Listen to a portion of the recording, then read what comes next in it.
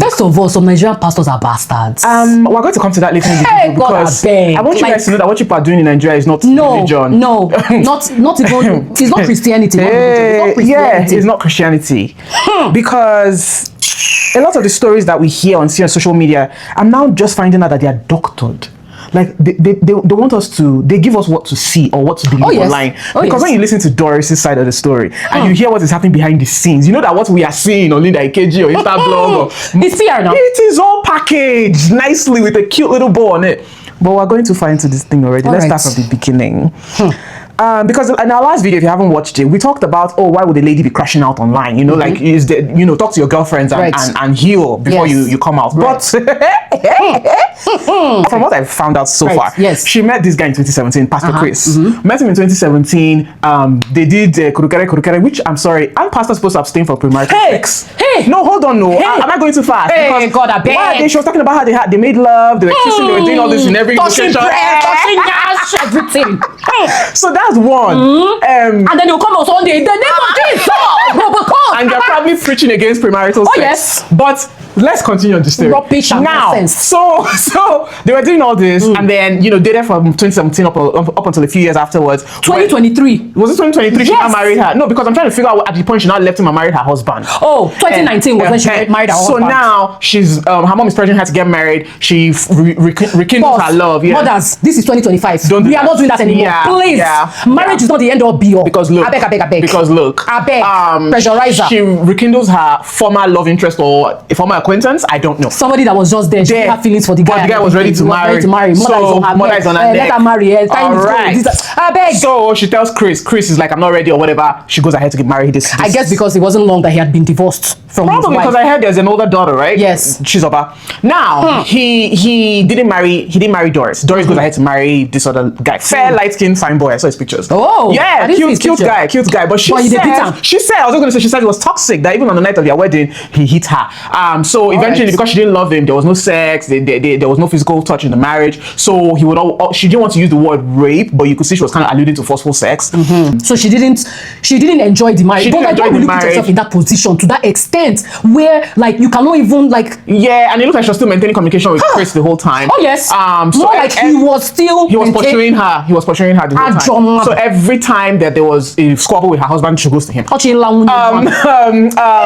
come to find out that based off of their marital woes, he starts hiring women. He impregnates somebody. I think she said that. Yeah. That's the husband now, and they break up for a part. She goes back to him, but he beats her this one time when she's bleeding on her nose. Then Chris was like, "Oh yeah, carry all your things, carry your load, come out." Don't even. After I don't tell her, say, may send picture of him toto. Yeah. And all these are alleged. We are still allegedly. All of these things. We're just re-narrating what Doris said. This is what Doris said. That's what we're telling you. It's not like we have any verified info. Yeah, so Chris has not said anything. So that's how she left Chris's house because he was like, he's going to kill you. Come out of there. She moves out of Chris's house. Now they're doing their love. And he told her, come out of there. I will marry you. I will marry you was the promise. I will marry you was the promise. So now she's forming a assistant. She's forming a Mommy Gio in the church. Now they're dating, and then something comes up in the blogs about a baby Thompson. No, baby, I don't. Yeah. Testimony. Yes. And Pastor, don't call his name. Another pastor was implicated, right? And Pastor Chris was the guy's friend. Pastor Chris can't tell her and say, do this for me, go to this blogger that is spilling all the beans, act like you're trying to get information, make him fall in love with you. Now this kind of person will tell him, why may you go sleep with senator, may you go sleep with politician, may you breed, may they collect the contract. If that is what allegedly happened to Pano now she said she didn't want to do it. She now eventually agreed and used her American line and called this Profex or whatever. No, that's what is a blogger. I don't care. But she got in contact with him, got him to fall in love with her, got details. Eventually, another pastor was involved because of the Otobo case. They said even Interpol was involved. State CID, FBI, CIA, IRS, everybody was involved. Long and short of that story, because I feel like that should be an episode of his own. That whole pastor story. Long and short of that story is that she was supposed to she was trying to get money from all these pastors combined. I think the friend of Pastor Chris now, the main guy that they were talking about with the testimony, 45 million naira was promised to her. They said if they win the case, that he's going to do something for her. So they ended up winning the case. Yeah. He now asked, what do you want me to do for you? Okay. She said she want car. They said me she pick. The first car where she picked, they said it was too expensive. One Lexus like that. So she now picked another one like Mercedes. Okay. They now said, okay, how much? 45 million. Now where 45 million come from? That is I just want you all to also realize in this moment how crucial it is to, when people come online and they're like, oh, gifts to myself. I love it for them. Like, oh, you bought a new car, you bought a new house. But like, it's not giving me context as to where these things come from for the people in the industry. Right. In the entertainment industry, I mean. Because like, look at how, I can just imagine her posing with her Benz online and peppering us, right? Good for you if you got a new car, but like, look at how it was gotten. Right. So don't let people we never know the backstory. Don't let anybody tension you online. I say somebody go call tension. Now, that as aside. The 45 million now, Pastor Chris was now collecting it from his friend.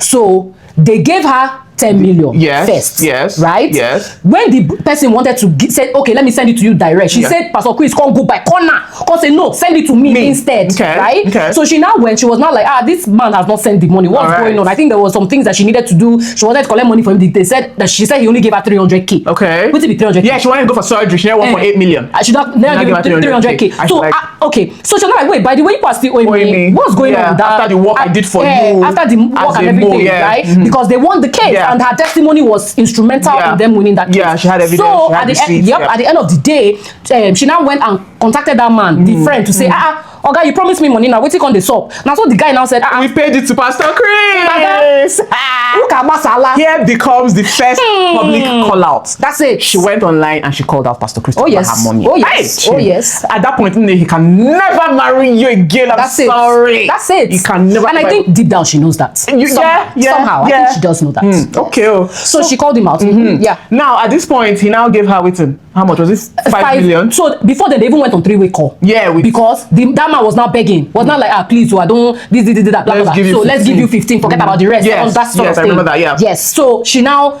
I think she collected the money. So there's still outstanding left. 30. Yes, there's still whatever. There's still outstanding left, right? And then that's when he now blocked her. It was the blocking that made her call him out. Hey. Ijimugwo, he went block on top of my money. That my money is a little. I'm going to contest it a little bit. No, it's her money, because she did that work. She did the work. What was it work that she should have been doing? No, but see, no, let's not do that. You know why? Why? Women, we are fools for love.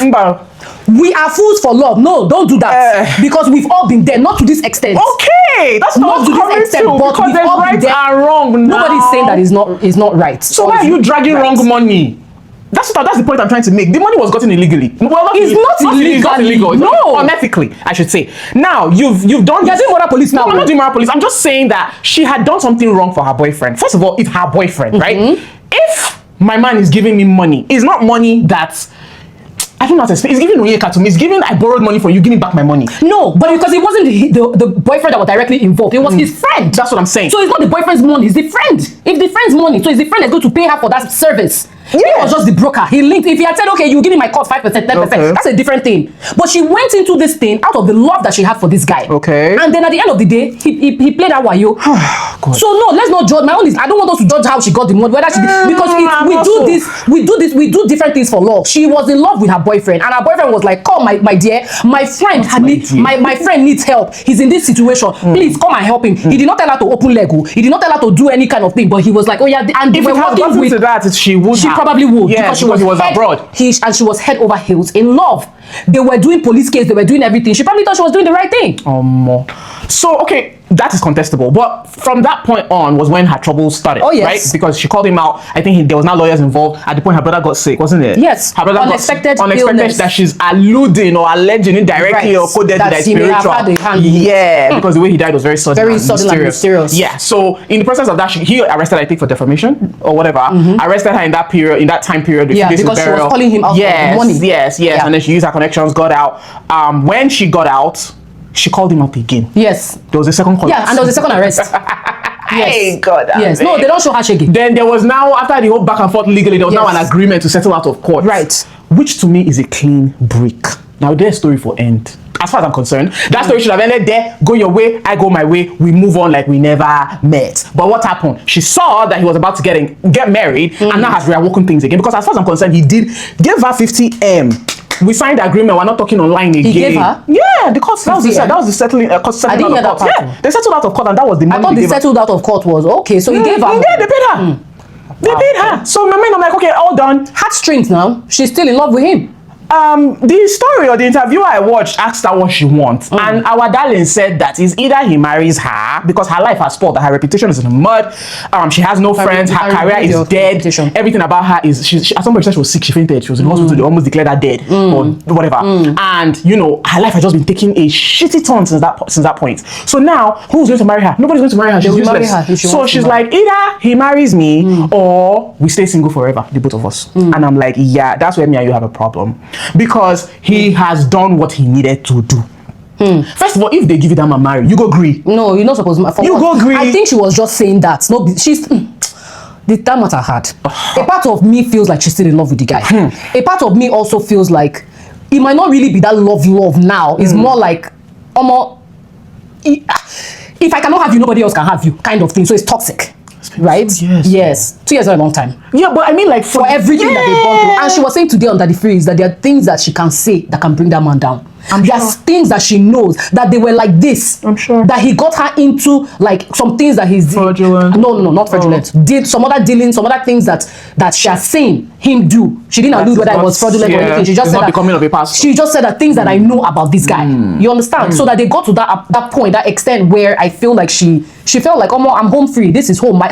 His kids were like, they were so intertwined. So she feels hurt. She feels hurt, but I'm sorry, your expectations are quite unrealistic. No, but she said make you buy a house now. I saw that. I heard that recording, but that's not the impression she gave us online when she was crying. Yeah, she's like, oh, marry me. It was in the moment now. You know, when you're that escalated, you're not thinking logically. I'm sorry. I don't know why I'm struggling to have sympathy for this situation. The reason I'm struggling, honestly, is because aside from this gist, I've seen people online come out to say she does this thing where me and you have misunderstanding, and she will set camera and come and spill your secret online. That's why I said the moment she called him out, there's no all these things you're asking, all these expectations you have, it can't work. It can never ever marry you again. Yeah, no, that one day. You know what I mean? So like, take your losses and go home and like figure it out privately. I don't know what you can do. I don't know how to advise you, but there's nothing us as social media spectators can do. This whole call out, the crying, the spilling information. What do you want us to do with it? All that I know now is that pastors in Nigeria just get it. Disgust. That's all I took. That's all I took from that video. Disgusting. Let me not say all. Not all of them, but most of them. Oh my God, Jesus. You guys, please, like, be very discerning about the churches. I don't tell you now. Leave pastor and follow God. Hey, Jehovah. Leave pastor and follow God because the way it is going. Just get K-leg, and I wish her love and light, and I wish her healing. But I feel like this thing she's doing is causing her reputation even more harm. Yeah. Go offline. Relax. Go offline. It's okay. Let another man love you. They will love you. I don't tell you. Go and watch our last video. I was telling you there that you are a fine girl. You have a lot going for you. If not to just enter one small country, just stay there, just chill. And start 2 years, everybody go forget. Absolutely. In fact, you don't reach 2 years. And things are foreigner. 6 months, everybody has moved on. We are remembering Sabasha and other people. Don't even worry about all these things. You understand? Leave this guy. Make you go marry. Make you do his own thing. Move on with your life. You have so much going on for you. Absolutely. Leave them. Yeah, no. And then the Pastor Chris is engaged. Okay. This is his new bride. I want you to do sign of the cross every morning, 3 times a day, because this is your engagement and your marriage you're about to. I hope you are hearing all these stories. The way it has started. That's where we stop. All right. Everybody involved, love and light. Until next time. Bye.